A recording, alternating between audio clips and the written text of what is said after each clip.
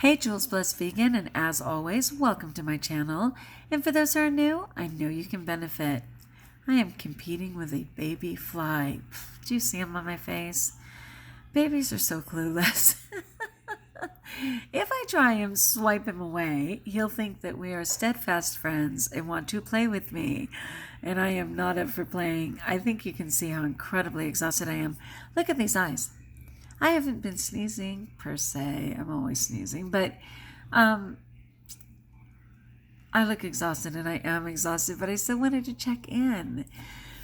I'm not going to give a talk. I was going to give this talk on a great, daily thought in my book, but I'm going to hold on to that because I didn't finish my report cards on time. I was struggling so bad with my parent issues and having to meet with a mom this morning and still overcoming the other mother that I met with, and then having computer trouble, and that was probably my energy that was crashing those computers. And fly,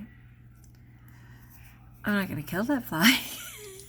I'm not going to kill him, but I don't want to play with him. I don't want to play, please. I don't want to play. I'm not even kidding you. I don't want to play. Oh my gosh, people. That little kid just thinks I want to play. I don't. Okay, you can stay on my hair. That'd be fine because I can't really feel it the way I can my arm, which you are tickling to death. But even my arm is better than my face. Just stay there. I know you're young. Is that true? Like, how do they say that flies only live for 48 hours? It's not even possible.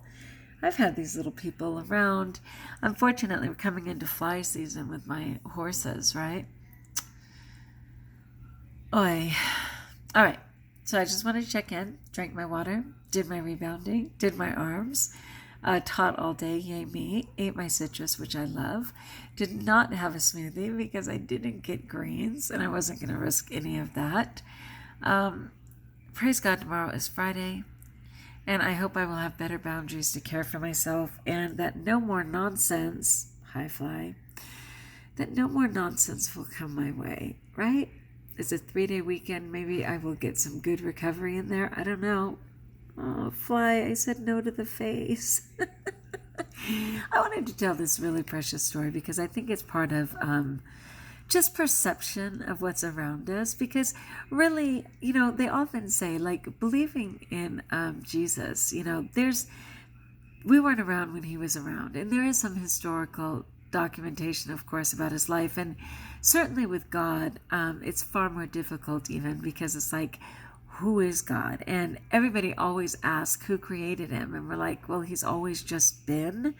That is a huge concept for humans, right?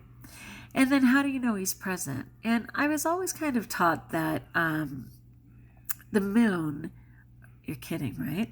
The moon is still in the sky on the nights we can't see it. So even if there is cloud coverage, we can trust that that moon is still there, right? And it's the same thing. Oh, my Lord. Hail Mary, full of grace. This is my allotted time to do this video, so you will have to deal with this baby fly who has not met my husband yet, because if he had, he may be dead, and he would certainly know to be afraid of humans, but he hasn't learned that yet. Fly, please just let me get through my video. I'm already competing with a bunch of dogs who are being so patient, and this one little fly is causing more trouble for me than my dogs. How's that possible? Anyway, to trust that the moon is still in the sky on nights that we can't even see it, and that is completely valid. So there was this really cute little story that I learned like in a pantomime class. When you major in sign language, you have to take pantomime classes because there aren't words for everything, and you have to be able to really express yourself.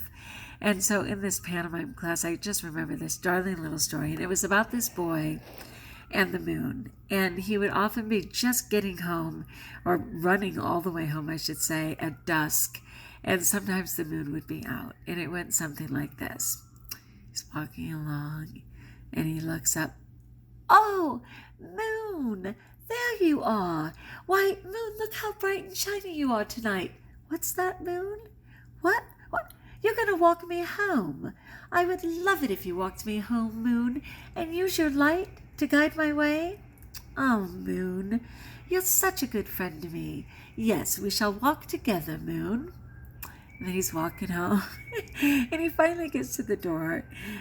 Wait, what's that, Moon? You want to come in? Oh, silly Moon. You know Mum would never let you in, and I'm late for supper. I shall see you tomorrow, Moon. What? Moon, you cannot come in. Mum would never let you in. Oh, you're such a good friend, Moon. I do hope to see you tomorrow. Good night, Moon. And then he goes into the house and he sits down and he eats his dinner and he visits with his family and it's finally time for bed. And all the while during dinner, he's thinking of Moon, his best friend, and what a great secret Moon is, because his mother would never let Moon come in, but he knows that Moon is always waiting for him. So finally it's time for bed, and he says, "Good night, Mother. Good night, Father." And he works his way up the stairs, and he goes into his room, and before he does, he notices something under the door, and he's wondering, what in the world is that? Could that be? It can't be.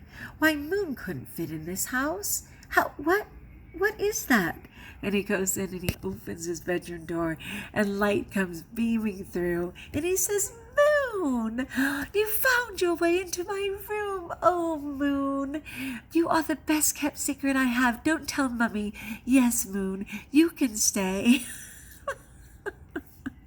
And it's just the sweetest little story because, that's kind of like God. He's just the best kept secret. He lights our way when we let him.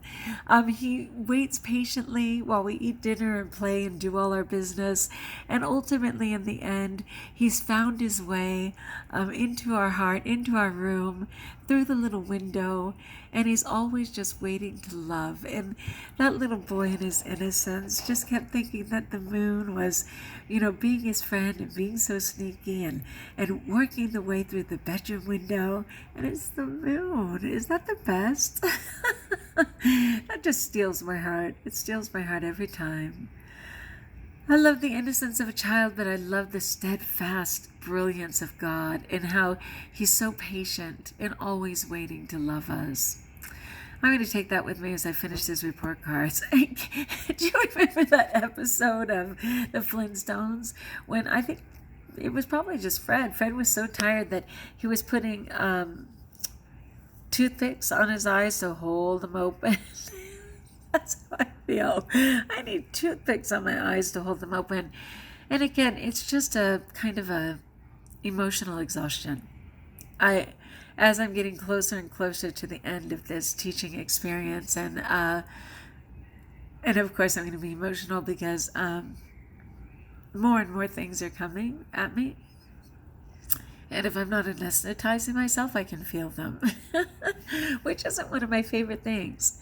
But, we're going to have to see how it plays out. And I hope you guys will be here for it.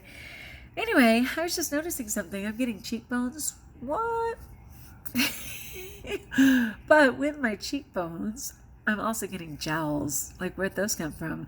I've never seen my grown-up body, right? I've been patting my body my entire adult life. It's going to be really interesting to see how it turns out. And even though this is, by all accounts, a rather slim face, it's not the face, because I've got a lot of weight left to lose.